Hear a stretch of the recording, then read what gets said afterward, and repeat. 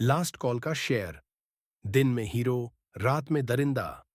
ये कहानी है एक खूंखार दरिंदे जिसका नाम रिचर्ड है। 1990 का दशक न्यूयॉर्क सिटी की सड़कों पर चमचमाती लाइट्स और रौनक से भरा हुआ था।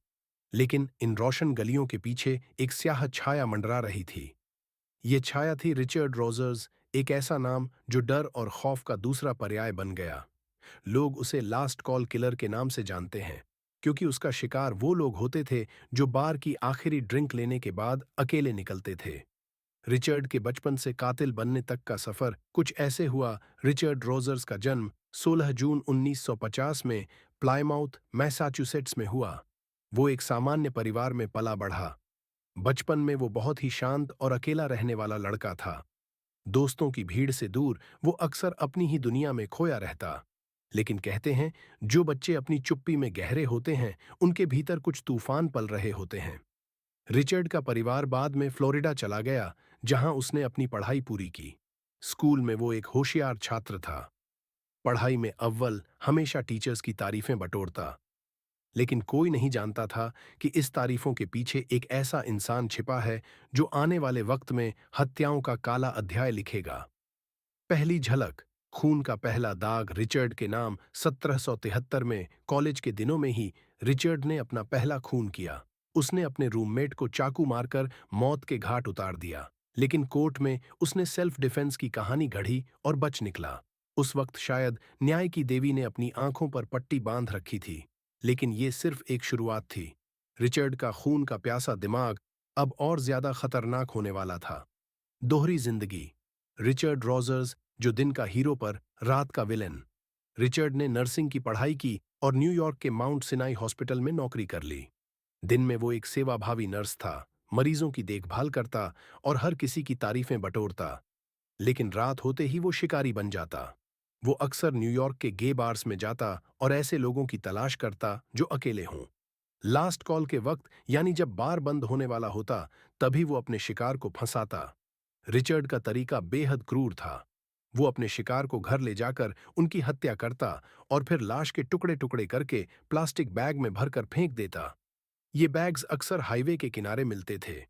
रिचर्ड का साइकोलॉजिकल प्रोफाइल, एक खौफनाक दिमाग की सच्चाई। रिचर्ड रोजर्स का मनोविज्ञान उसे एक खतरनाक साइकोपैथ साबित करता है।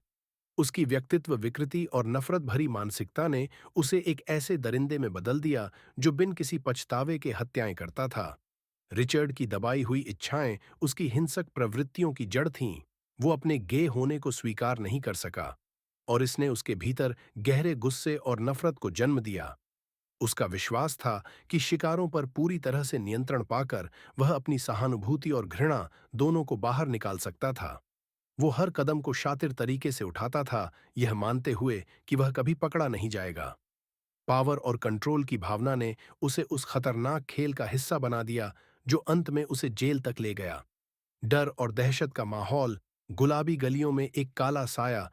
रिचर्ड रोजर्स की कातिलियत ने न्यूयॉर्क के गे बार्स और कम्युनिटी में आतंक मचा दिया था।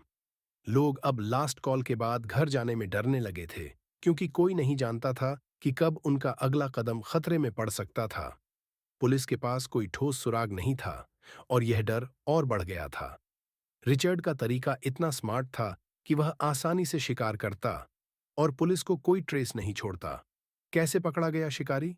शतरंज की वो चाल जिसने शिकारी को मात दी। रिचर्ड रोजर्स ने खुद को बड़ा चालाक शिकारी समझ रखा था। उसने हर कदम इतनी सफाई से रखा कि पुलिस के पास कोई ठोस सुराग नहीं था। हर हत्या के बाद वह लाश को प्लास्टिक बैग्स में पैक कर सड़कों के किनारे ऐसे फेंक देता जैसे कोई कूड़ा हो।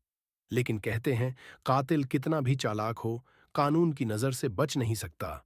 साल 2001 से पुलिस के हाथ एक ऐसा सुराग लगा जिसने पूरी कहानी पलट दी। एक प्लास्टिक बैग के अंदर छिपा हुआ डीएनए वो गुप्त हथियार बन गया जिसने शिकारी को शिकस्त दी। फिंगरप्रिंट्स और बालों का डीएनए रिचर्ड के खिलाफ बोलने लगे। लेकिन असली ड्रामा तब शुरू हुआ जब पुलिस ने उसे गिरफ्तार करने का प्लान बनाया। चलो, शिकारी को उसके ही जाल में फंसाते हैं। यही सोचकर पुलिस ने उसे एक आम दिन की तरह हॉस्पिटल से उठाया। रोजर्स को जब पता चला कि उसके गुनाहों की गिनती खत्म हो गई है, तो उसकी आंखों में एक पल के लिए दहशत आई। लेकिन फिर वो वहीं ठंडा, बिना पछतावे वाला साइको बन गया। तुम मुझे पकड़ तो सकते हो, लेकिन तोड़ नहीं सकते। उसकी आंखों में यही चुनौती थी। कहानी यहीं खत्म नहीं हुई।